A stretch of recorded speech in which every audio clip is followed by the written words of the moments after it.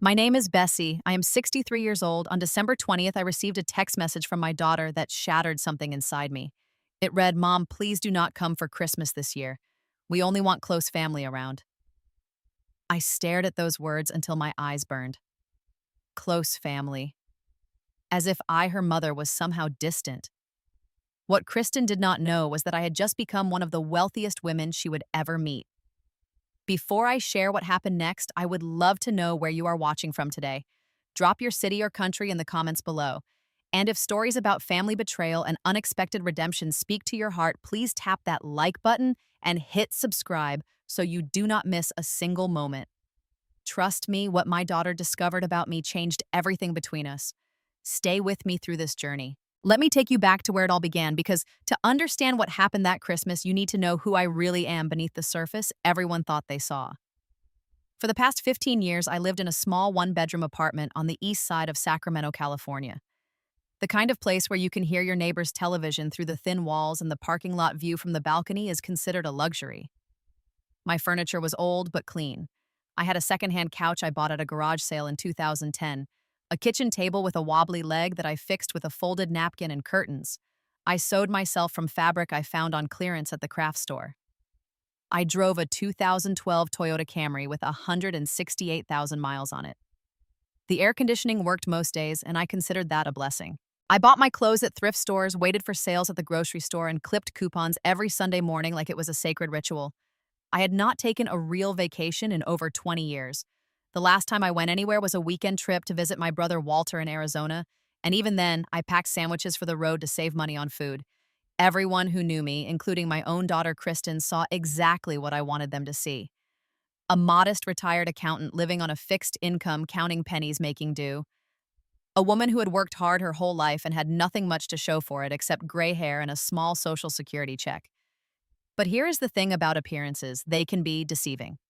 25 years ago, back in 1999, I was working as a staff accountant at a small firm in Sacramento. My best friend Patty worked in the cubicle next to mine. We were both single mothers at the time, both struggling, both dreaming of something more, but too practical to believe those dreams would ever come true. One afternoon, a young software engineer named Raymond came into our office looking for help with his taxes. He was 26 years old, fresh out of graduate school, and he had an idea. He wanted to build a software platform that would help businesses manage their data more efficiently. At the time, most companies were still using paper files and clunky databases that crashed every other day. Raymond believed he could change that. He needed investors, not big venture capital firms with fancy offices and impossible expectations. He needed regular people who believed in him enough to take a chance. Patty and I listened to his pitch over lunch at a diner across the street from our office. He drew diagrams on napkins, his eyes bright with the kind of passion that makes you want to believe in something bigger than your own small life. I remember looking at Patty across the table. We had both been burned before. We had both trusted people who let us down. But something about Raymond felt different. I went home that night and looked at my savings account, $18,000. That was everything I had saved over 10 years of working two jobs, skipping meals, saying no to myself over and over again so I could build a safety net for me and Kristen. The smart thing would have been to walk away, to protect what little I had, to play it safe. But sometimes the smart thing is not the right thing. I called Patty the next morning. She had $22,000 saved. Together, we decided to take the leap. We invested everything, every single penny. In exchange, I received 12% ownership of the company. Patty received 15%. Raymond kept 73% because it was his idea, his vision, his baby. For the first few years, I was terrified. The company nearly went bankrupt 3 times.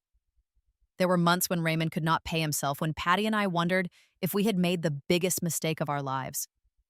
I never told anyone about the investment. Not my family, not my coworkers, not even Kristen. I was too ashamed of what might happen if it all fell apart. But it did not fall apart. Slowly, painfully, the company grew. We landed our first major client in 2003. By 2008, we had offices in 3 cities. By 2015, we were a nationally recognized name in data management software. I kept my day job the entire time. I continued living in that small apartment, driving that old car, clipping those coupons. The company paid dividends every year, and I reinvested every single dollar. I watched my stake grow on paper, but I never touched the money. It did not feel real. It felt like monopoly money, like numbers on a screen that could disappear at any moment. Then, 6 months before that fateful Christmas, everything changed. A major technology conglomerate approached Raymond about acquiring the company. They offered $2.1 billion. Billion. With a B. I was sitting in my tiny apartment when my financial lawyer Jerome called with the news. He explained that my 12% stake would be worth approximately $252 million after taxes. I asked him to repeat the number. He did. I sat in silence for a very long time after we hung up. $252 million. I was 63 years old and I was suddenly impossibly, unimaginably wealthy. I called Patty first. She was crying and laughing at the same time. Her 15% stake meant she would receive around $315 million. We had done it. Two single mothers who took a chance a quarter century ago had just become multimillionaires. The only other person I told was my brother Walter. He made me promise to be careful to protect myself, to watch out for people who might suddenly become very interested in my friendship. I did not tell Kristen. I did not tell anyone else. I wanted to see who would love me for me, not for what I had. I wanted to know who was real and who was only pretending. So I continued living my quiet, modest life, waiting, watching, and wondering if the people around me truly cared about the woman I was inside. What I discovered broke my heart, but it also set me free. To understand why that Christmas text message hurt so deeply, I need to tell you about my relationship with my daughter, Kristen, and how it slowly crumbled over the years. I raised Kristen alone. Her father left when she was 3 years old, disappeared one morning with a suitcase, and never came back. No child support, no phone calls, no birthday cards, just gone like smoke. I worked 2 jobs for most of her childhood. Days at the accounting firm, nights waitressing at a diner downtown. I slept about 4 hours a night and considered myself lucky to get that much. Every decision I made was filtered through one question: is this good for Kristen? When she needed braces, I sold my only piece of jewelry, a gold bracelet my grandmother gave me. When she wanted to take piano lessons, I picked up extra shifts until my feet bled. When it came time for college, I sold my car and took the bus to work for 2 years so she could attend her dream school without student loans. She got into Stanford Law School, one of the most prestigious programs in the country. I remember the day she called me with the news. I sat on my kitchen floor and cried until I could not breathe. All those years of sacrifice had led to this moment. My daughter was going to be someone, and she became someone. She graduated near the top of her class, got recruited by a major law firm in San Francisco, made partner faster than anyone in the firm's history. By the time she was 35, she was earning more money in a month than I had ever earned in a year. I was proud of her. So proud it physically hurt sometimes. Then she met Derek. Derek came from old money. His family owned vineyards in Napa Valley, had a vacation home in Aspen, belonged to country clubs with waiting lists longer than my entire life. His mother, Marjorie, was the kind of woman who wore pearls to breakfast and looked at people like me the way you might look at a stain on an expensive carpet. From the moment Kristen started dating Derek, something shifted between us. It started small. She stopped calling as often. When she did call, she seemed distracted, like she was doing me a favor by picking up the phone. She started correcting my grammar, commenting on my clothes, suggesting that maybe I should update my hairstyle. At their wedding, I was seated at a table near the back of the room, so far from the head table that I needed binoculars to see my own daughter say her vows. Marjorie, of course, sat front and center, dabbing at her eyes with a monogrammed handkerchief, like she was the star of her own movie. I brought my homemade potato salad to the rehearsal dinner, the same recipe I had been making for 30 years, the same dish Kristen used to beg me to prepare for every birthday. Marjorie took one look at it and said, "How rustic," in a tone that made the word sound like an insult. Kristen pulled me aside afterward. "Mom," she whispered, her cheeks flushed with embarrassment. "Next time, maybe just bring flowers or something." "Okay." I nodded and smiled and pretended my heart was not cracking down the middle. After the wedding, things only got worse. When my grandchildren were born, Emma first, And then Lucas 3 years later, I thought maybe things would improve. I threw myself into being the best grandmother I could be. I knitted blankets and sweaters, baked cookies from scratch, made homemade toys the way my own grandmother had made them for me. But every gift I gave was met with polite indifference at best. Emma and Lucas would unwrap my presents, glance at them briefly, then move on to the iPads and designer clothes from Grandma Marjorie. I watched my handmade gifts get tossed into corners, forgotten, before the wrapping paper even made it to the trash. One Christmas, Kristen actually told me to stop bringing presents. Mom, she said the kids do not really appreciate handmade stuff. Maybe you could just send a card instead. I smiled and nodded and felt another piece of myself disappear. Last Thanksgiving was the breaking point, although I did not realize it at the time. Kristen invited me to their home for the holiday. It was a beautiful house, a $4 million mansion in the hills outside San Francisco with a swimming pool and a wine cellar and more bathrooms than I have had in my entire life combined. When I arrived, Marjorie was already there, holding court in the living room like a queen on her throne. Derek kissed his mother on both cheeks and brought her a glass of champagne. When he saw me, he gave a brief wave from across the room like I was an acquaintance he vaguely recognized. At dinner, I tried to contribute to the conversation. I mentioned that I had been volunteering at the local food bank, helping serve meals to homeless families. For a moment, I thought I saw Kristen's expression soften. But then, Marjorie started talking about her recent trip to the French Riviera, and suddenly my little food bank story seemed very small indeed. No one asked me any follow-up questions. No one seemed interested in what I had to say. I sat there in my secondhand dress, surrounded by people in designer clothes, feeling invisible in a way I had never felt before. After dinner, I called my brother Walter from the guest bathroom, the only place I could find any privacy. "She is ashamed of me," I said, my voice cracking. "My own daughter is ashamed of her mother." Walter sighed heavily. "Bessie," he said, "Kristen has forgotten where she came from. She is so busy trying to fit into that world that she has lost sight of what matters." I defended her, of course. I always did. "She is just busy," I said.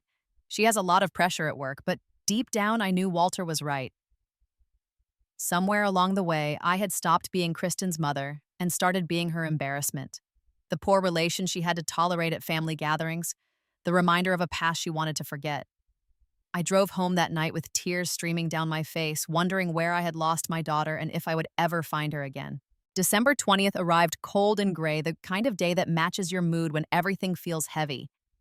I was sitting at my kitchen table wrapping Christmas presents for Emma and Lucas. I had spent weeks working on them. For Emma, I knitted a beautiful scarf in her favorite shade of purple, each stitch made with love and hope that maybe this year would be different. For Lucas, I built a small wooden car by hand, sanding it smooth, painting it bright red, the same color as the fire trucks he loved. I was just finishing the bow on Emma's gift when my phone buzzed. It was a text from Kristen. I picked up the phone expecting maybe a question about what the kids wanted for Christmas, or a confirmation of what time I should arrive on Christmas Eve. Instead, I read these words: "Mom, please do not come for Christmas this year. We only want close family around. Derek's parents will be here and it is going to be a small gathering. I will call you after New Year." I read the message 3 times, certain I must be misunderstanding. Close family. Derek's parents were close family, but I was not. The woman who had given birth to her, who had sacrificed everything for her, who had loved her unconditionally for 38 years, was apparently not close enough to warrant an invitation. My hands started trembling. I put the phone down on the table and stared at it like it might bite me. I tried calling her. The phone rang twice and then went to voicemail. I left a message. "Honey, can we talk? Did I do something wrong?" 3 hours passed before she responded. Just a text, not even a phone call. "Mom, do not make this a big deal. It is just one Christmas. Just one Christmas." I tried calling again. This time she actually answered. "Kristen," I said, my voice shaking. "I do not understand." "What did I do?" She sighed heavily, the way you might sigh at a child asking too many questions. "Mom, Marjorie has been having some health issues. She wants a quiet Christmas with just immediate family." "But I am your immediate family," I said. "I am your mother." Another sigh. "Mom, it is complicated. Derek really wants this to be special for his mom, and having too many people there would be stressful. I could come for just an hour," I offered, hating how desperate I sounded. "I could stay at a hotel nearby. I just want to see the kids on Christmas morning." "Mom," her voice was sharp now, impatient, I said no. Please respect our decision. The line went dead. I sat in my kitchen as the winter light faded into darkness.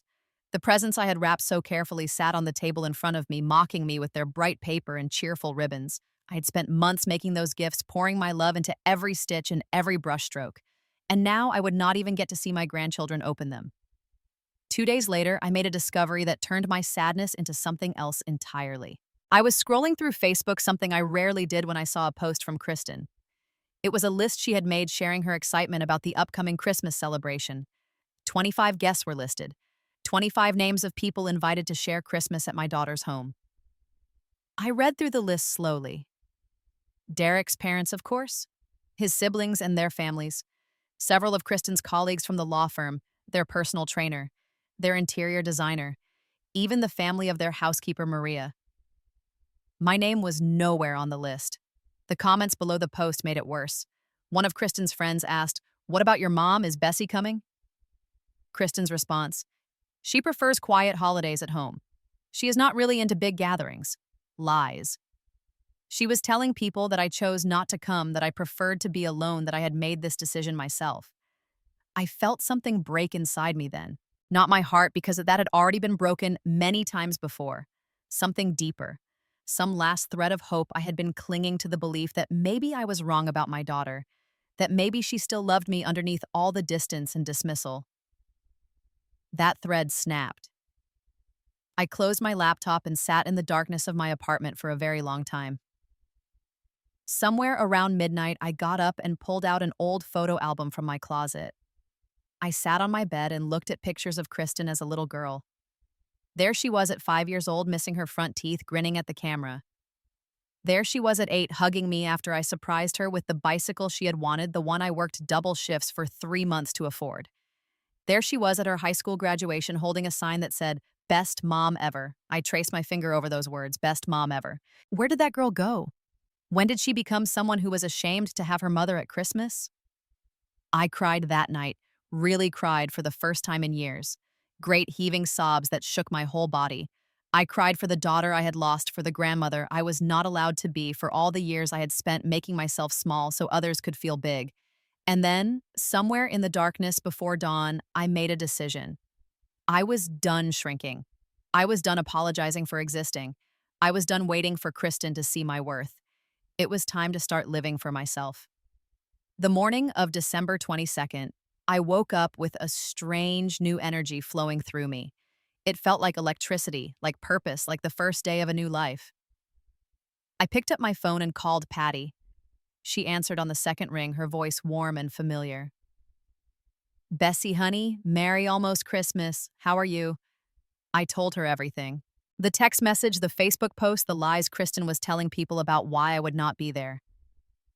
Patty listened in silence, and when I finished, I could hear her taking a deep breath. "That ungrateful little princess, Patty," said, her voice tight with anger. "After everything you did for her, after everything you sacrificed." "I know," I said. "I know," Bessie Patty continued, her tone softening. "You have been hiding for too long. You have been living like a church mouse when you could be living like a queen. When are you going to let yourself be happy?" I thought about that question for a long moment.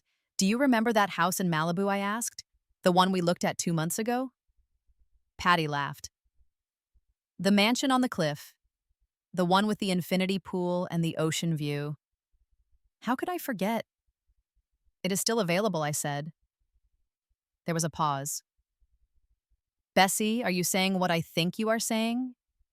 "I am saying it is time. I am 63 years old, Patty.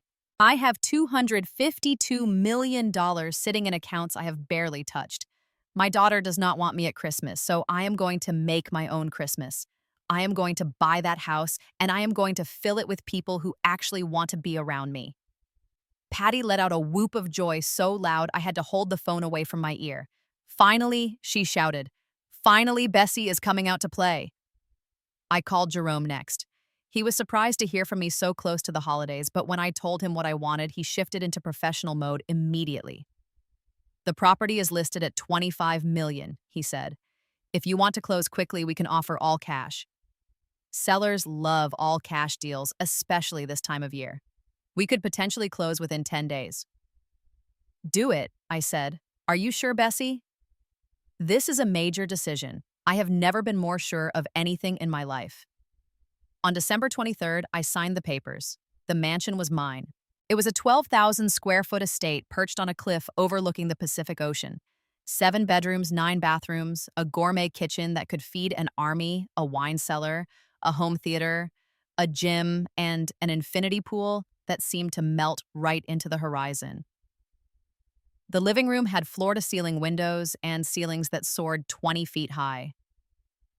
The master bedroom had a private balcony where you could watch the sunset paint the ocean in shades of gold and pink and purple. It was excessive. It was extravagant. It was everything I never allowed myself to dream about. And it was mine. After I signed the papers, I picked up my phone and looked at Kristen's text message one more time. Mom, please do not come for Christmas this year. We only want close family around. I typed out my reply. 4 words, simple and clean. No problem. Have fun. I hit send and felt something lift off my shoulders. A weight I had been carrying for so long I forgot it was even there. Then I got to work. I called Walter in Arizona and told him everything. He was silent for so long I thought we had been disconnected. $252 million, he finally said, his voice barely above a whisper. Bessie, I do not even know what to say. Say you will come to Malibu for Christmas, I told him. Bring your wife. I have plenty of room. He laughed a sound of pure disbelief and joy. Wild horses could not keep me away. I called my cousin Nancy next, then my old colleagues from the accounting firm, then friends I had not seen in years because I could never afford to go anywhere or do anything. I invited everyone who had ever been kind to me, everyone who had stuck by me through the hard times, everyone who had seen me at my worst and loved me anyway. 18 people said yes. 18 people who wanted to spend Christmas with Bessie, not because of what I had, but because of who I was. I hired a caterer, a florist, a decorator. I bought a 15-foot Christmas tree and had it installed in the center of the living room. I ordered gifts for everyone, real gifts, meaningful gifts, things I knew they had always wanted but could never afford. For the first time in decades, I felt excited about Christmas. I went shopping for myself, too. I bought a red dress, the kind of dress I would have walked right past in any store because it was too expensive, too elegant, too much for someone like me. I bought shoes that matched jewelry that sparkled perfume that cost more than my monthly grocery budget used to be. When I looked in the mirror, I barely recognized myself. Not because I looked different, but because I looked happy. I looked like a woman who had finally given herself permission to live. On Christmas Eve morning, I stood in the middle of my new home and looked around at the decorations, the tree, the presents piled high, the caterers setting up in the kitchen. This is what joy feels like, I thought.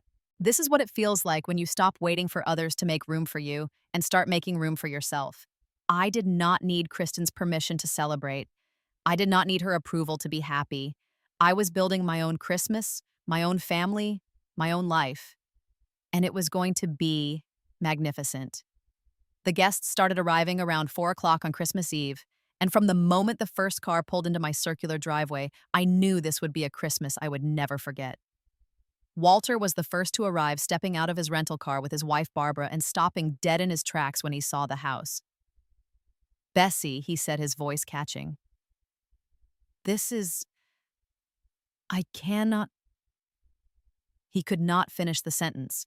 He just stood there staring at the mansion rising up against the Pacific sky, tears streaming down his weathered cheeks. I ran down the steps and threw my arms around him. He hugged me back so hard I could barely breathe. I am so proud of you, he whispered into my hair. Dad would have been so proud. Patty arrived next in a silver Mercedes wearing a sequined dress that caught the fading sunlight like a disco ball. She had her husband Frank with her, a quiet man who had supported her through all the lean years and never once complained. When Patty saw me standing in the doorway of my new home, she let out a scream of pure joy that probably echoed all the way to San Francisco. Look at you, she shouted, running up the steps to embrace me. Bessie, you are glowing. You are absolutely glowing. The other guests arrived in a steady stream after that. Nancy and her husband and their two grown children. My former colleagues Martha and Diane, who had sat beside me in cubicles for 20 years and never knew I was secretly a millionaire. Old friends from the neighborhood where Kristen grew up, people who remembered me as the tired single mother who always had a smile and a kind word. Every single person had the same reaction when they saw the house: shock, disbelief, wonder, and then overwhelming joy for me. Not jealousy, not resentment, just pure, uncomplicated happiness that something good had finally happened to someone they cared about. I gave them tours of the estate. We walked through room after room, each one more beautiful than the last. We stood on the terrace overlooking the ocean, watching dolphins play in the waves below. We explored the wine cellar, the home theater, the gymnasium, the guest suites with their private balconies and ocean views.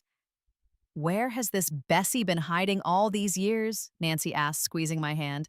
I smiled. She was always here. I just finally let her out. Dinner was served at 7 o'clock in the formal dining room. The table was 30 feet long, covered in white linen lit by candles that cast everything in a warm golden glow. The caterers had prepared a feast: roasted turkey honey, glazed ham, mashed potatoes, green bean casserole, fresh bread, cranberry sauce, and more side dishes than I could count. I sat at the head of the table and looked out at the faces of everyone I loved. These were my people. Not because of blood, but because of choice.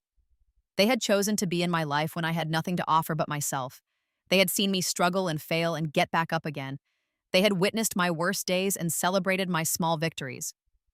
That, I realized, is what family really means. It is not about genetics or obligation. It is about showing up day after day, year after year, through the good times and the bad. Walter stood up and raised his glass. "To my baby sister Bessie," he said, his voice thick with emotion, "who spent her whole life taking care of everyone else and who finally decided to take care of herself. We love you, Bessie, and we are so honored to be here tonight." Everyone raised their glasses. To Bessie they chorused. I could not speak. The lump in my throat was too big, the tears in my eyes too heavy. But I did not need words. The smiles around that table said everything. After dinner, we gathered around the Christmas tree to exchange gifts. I had spent weeks thinking about what to give each person, choosing things that would mean something that would show them I really knew them. For Walter, I bought the watch he had admired in a store window 30 years ago but could never afford. A vintage Omega silver, faced elegant and timeless. When he opened the box, his hands shook. "Bessie," he said, "this is too much." "Nothing is too much for you," I told him. "You have been the best brother anyone could ask for." For Patty, I found a diamond necklace that matched her personality: bold, sparkling, impossible to ignore. She put it on immediately and paraded around the room like a runway model, making everyone laugh. For Nancy, I bought plane tickets. Hawaii first class 2 weeks in February.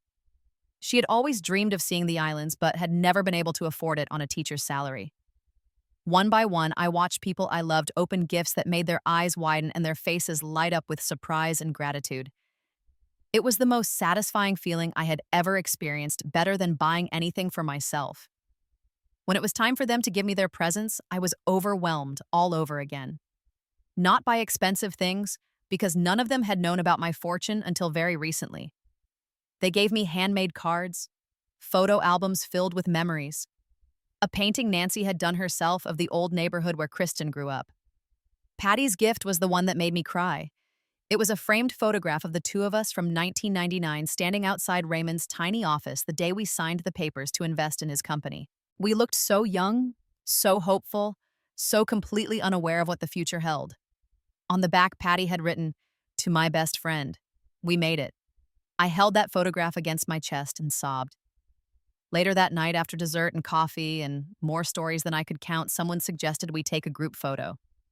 We all gathered in front of the Christmas tree, 18 people crammed together, arms around each other, smiles so wide they hurt. Patty held up her phone and snapped the picture. "This is going on Instagram," she announced. "The whole world needs to see how happy we are."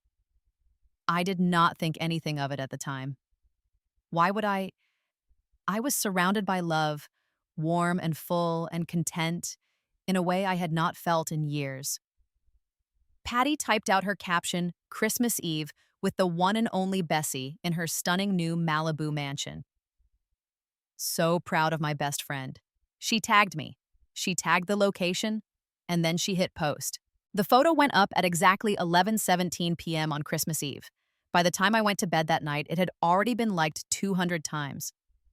By the time I woke up Christmas morning, that number would be in the thousands. But I did not know any of that yet. I just knew that I was happy, truly happy for the first time in longer than I could remember. I fell asleep that night listening to the sound of waves crashing against the cliffs below, feeling like the luckiest woman in the world. I had no idea what was happening 6 hours north of me in a beautiful house in the hills of San Francisco, where my daughter was about to discover exactly what she had thrown away. Christmas morning in Malibu was nothing short of magical. I woke up to sunshine streaming through floor-to-ceiling windows, the vast blue Pacific stretching out to the horizon, and the sound of my guests already laughing and talking downstairs. I lay in bed for a few minutes, just breathing, just feeling grateful. The sheets were softer than anything I had ever owned. The mattress cradled me like a cloud. The room smelled like salt air and fresh flowers. This is my life now, I thought. This is actually real. I got dressed and made my way downstairs to find everyone gathered on the terrace for breakfast.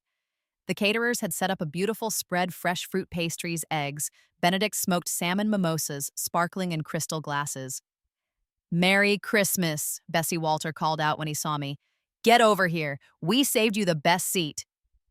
The best seat turned out to be at the head of the table overlooking the infinity pool and the ocean beyond. I sat down and let Barbara pour me a mimosa, and we all raised our glasses for a Christmas morning toast. "To new beginnings," Patty said. "To new beginnings," we echoed. The morning passed in a blur of happiness. We ate too much, laughed too hard, told stories that we had told 100 times before but that somehow felt fresh and important on this particular day. Around noon, someone suggested a walk on the beach, and we all trooped down the private staircase that led from my backyard to the sand below. I walked arm in arm with Patty, our bare feet leaving prints in the wet sand, the cold Pacific water lapping at our ankles. "How does it feel?" Patty asked. To finally be living the life you deserve, I thought about the question carefully before answering. "It feels like freedom," I said. "Not because of the money, because I finally stopped letting other people tell me what I was worth." Patty squeezed my arm. "That is the most beautiful thing you have ever said." We walked back up to the house around 2 o'clock, tired and happy and sandy. Someone suggested a movie in the home theater, and we all settled in with blankets and hot chocolate, while Frank picked out a classic Christmas film.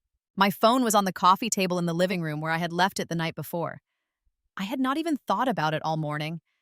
There was no one I needed to call, no messages I was expecting. The only people who mattered were already here with me. I did not know that my phone had been lighting up for hours. Meanwhile, 6 hours north in the hills outside San Francisco, a very different kind of Christmas morning was unfolding. Kristen's house was full of guests, 25 people, just as her Facebook post had promised. Derek's parents were there, of course, Marjorie holding court from the best chair in the living room, accepting compliments on her outfit like a queen receiving tributes. The kids had opened their presents hours ago. Emma got a new laptop. Lucas got a gaming system. Mountains of wrapping paper littered the floor, and the caterers were busy preparing Christmas dinner in the kitchen. By all appearances, it was a perfect holiday gathering. Then one of Kristen's friends showed her something on her phone. "Hey," she said, a strange look on her face. "Is this your mom?" Kristen barely glanced at the screen at first. My mom. She is probably at home watching TV or something. "No," the friend insisted. "Look at this." Kristen took the phone, and then she froze. The photo showed me standing in the center of a group of smiling people in front of the biggest Christmas tree Kristen had ever seen, in a room with ceilings that soared to the heavens and windows that framed a view of the Pacific Ocean. Patty's caption was right there beneath the image: "Christmas Eve with the one and only Bessie in her stunning new Malibu mansion." Kristen's face went pale. Her hands started to shake. "This has to be a joke," she whispered. "This has to be fake." But she could see my face clearly in the photo. She could see my smile, my red dress, my happy tears. She could see the other people in the picture, Uncle Walter, Cousin Nancy, people she recognized from her childhood. It was real. All of it was real. Kristen excused herself and rushed to a private room, leaving her confused guests behind. She pulled out her own phone and started searching. She typed in my name and the word Malibu. Then she added the word mansion. Then she tried different combinations: Bessie Sacramento Company, Bessie Technology Investment, Bessie Wealth Net Worth. The pieces started to come together. She found articles about the acquisition of the data management company. She found lists of early investors. She found Raymond's interviews where he thanked the people who believed in him from the beginning. She found my name. 12%, she read aloud, her voice shaking. 12% of $2.1 billion. She did the math. Then she did it again. Then a third time because the number could not possibly be right. But it was right.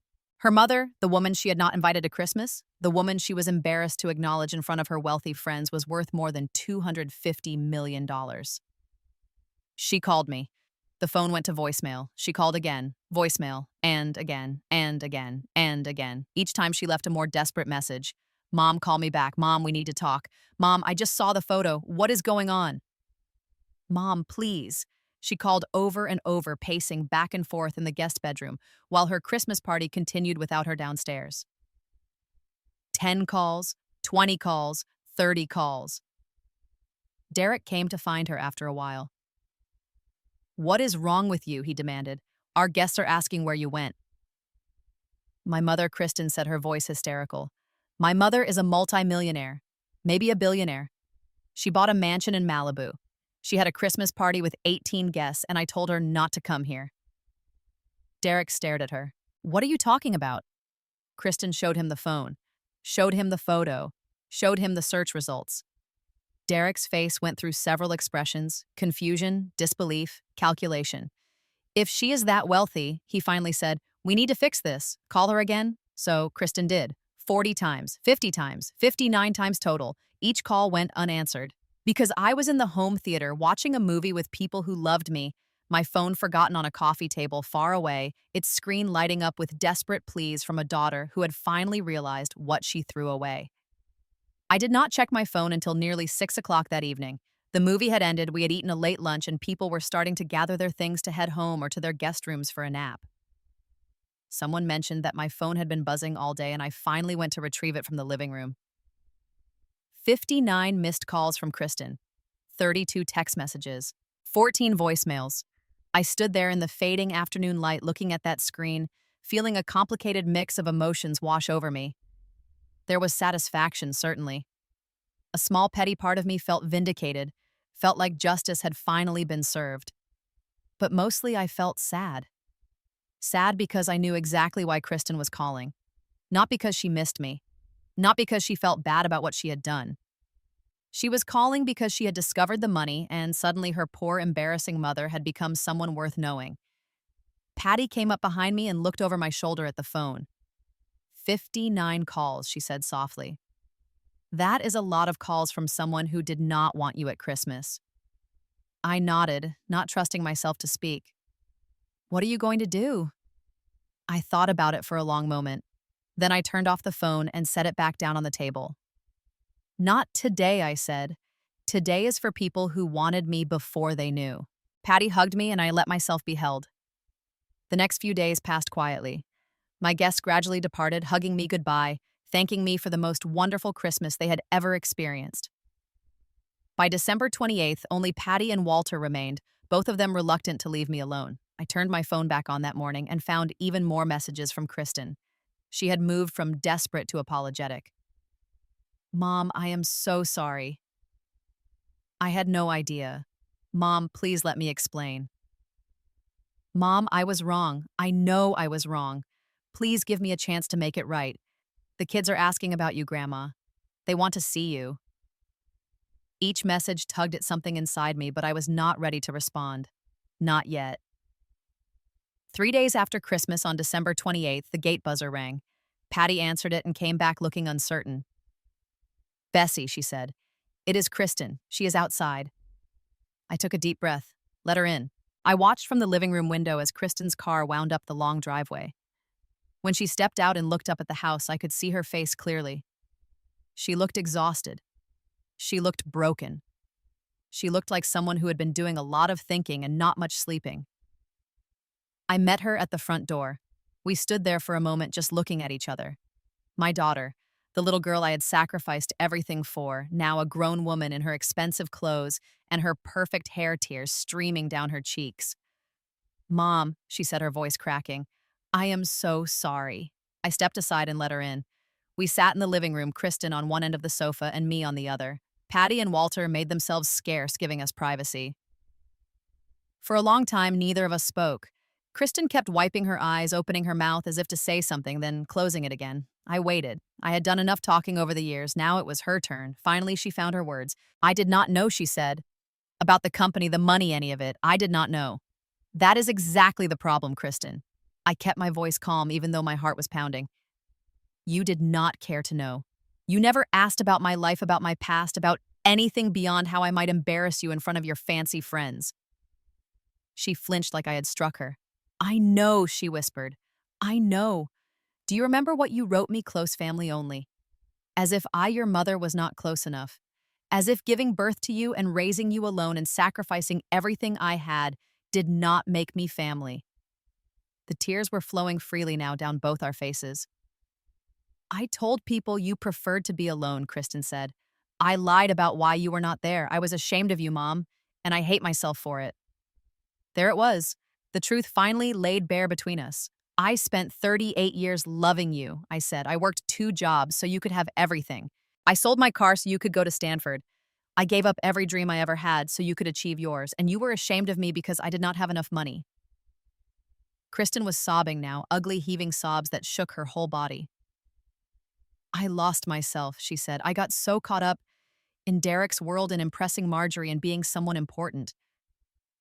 I forgot where I came from. I forgot who raised me. I forgot that none of it would exist without you. I let her cry. I did not move to comfort her, not yet. If I were still in that apartment, I finally asked, would you be here right now? She looked up at me, her eyes red and swollen, and I saw the answer on her face before she even spoke. I do not know, she admitted. And that is the worst part. I do not know who I have become. We sat in silence for a while after that. The ocean waves crashed against the cliffs below. The sunlight shifted across the marble floors. I did not hide my money to test you, I finally said. I hid it because I wanted to know who would love me for me, and you failed that test, Kristen. You failed it badly, I know. But here's the thing. I leaned forward, forcing her to meet my eyes. I still love you. I will always love you. You are my daughter, and nothing can change that. But love does not mean letting people hurt you. It does not mean accepting crumbs when you deserve a feast. Kristen nodded, wiping her face with the back of her hand. What do I do? She asked. How do I fix this? I thought about it carefully before answering. You start by being honest with yourself about who you have become. Then you decide if that is who you want to be. And if it is not, you change. Not for me, not for the money, but for yourself and for Emma and Lucas. Because right now you are teaching them that people only matter when they have something to offer. Is that really the lesson you want them to learn? She shook her head slowly. I want them to know their grandmother, she said. The real you. Not because of the mansion or the money, but because you are the strongest, kindest, most selfless person I have ever known, and I wasted so many years pretending otherwise. I felt something shift in my chest, a tiny loosening of the knot that had been there for so long. Then show me, I said. Do not just tell me, show me.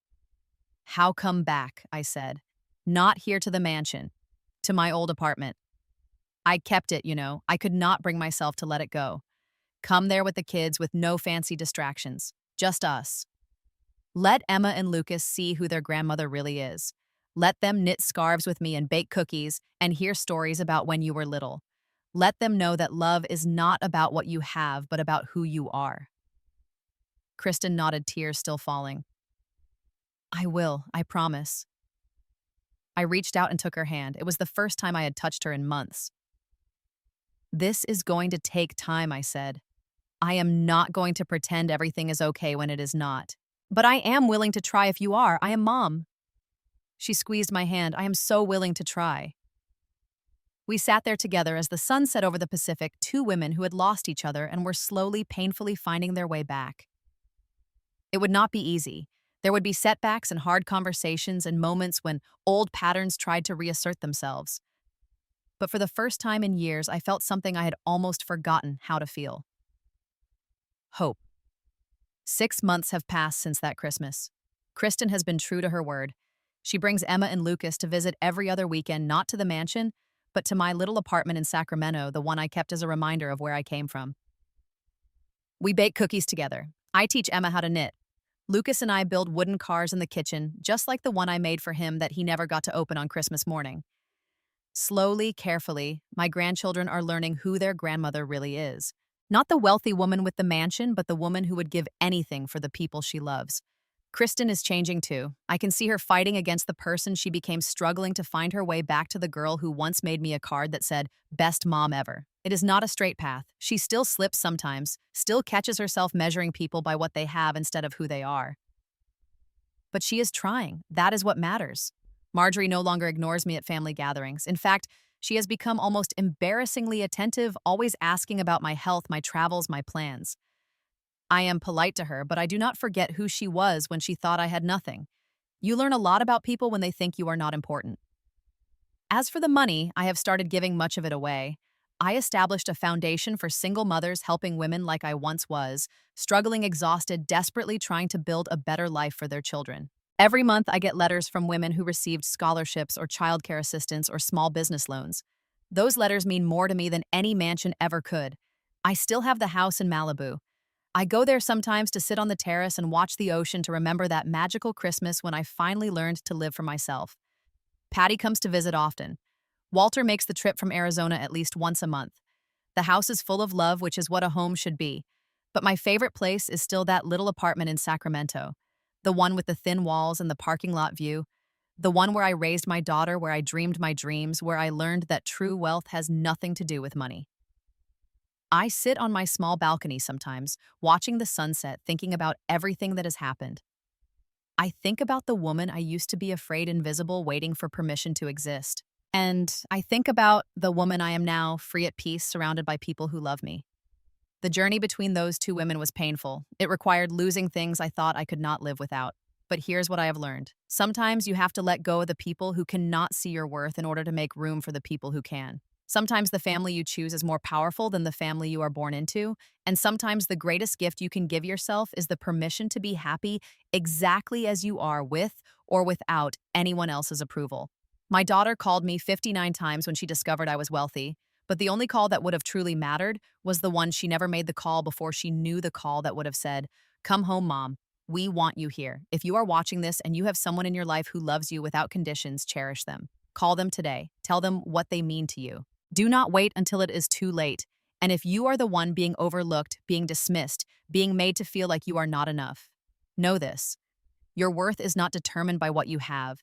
It is not measured by the size of your house or the balance in your bank account. Your worth comes from who you are, from the love you give, from the kindness you show to others. You deserve to be seen.